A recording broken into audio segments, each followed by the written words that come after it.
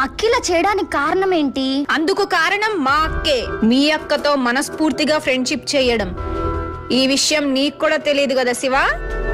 సరే, ఇదంతా కాదు అమ్ము, ఇక మీదట ఏం జరిగినా నేను మీకు తోడుగా ఉంటాను. దీని గురించి ఏమాత్రం మీ అక్కకి సందేహం రానివ్వకు. మీ అక్క నేర్పించిన స్కిల్ మీ అక్క మీదే వాడు. సరే శైలు, నువ్వు జాగ్రత్త శివ.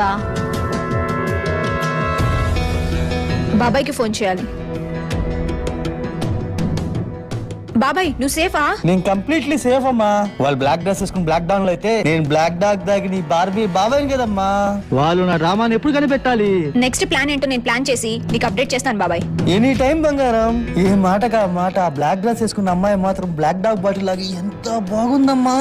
బాబాయ్ సరేలేమ్మా, ఆ బ్లాక్ డ్రెస్ అమ్మాయి నేనేం చేయలేకపోయాను. ఇంటికి వెళ్ళి ఆ బ్లాక్ డాగ్ దాగానే పనుకుంటా. జాగ్రత్త, మా ట్రాకర్ మాత్రం ఆన్లోనే ఉంచు. సిగ్నల్ ఇస్తే చాలు, చిటికలో ఈ బాబాయ్ వాలిపోతాడు.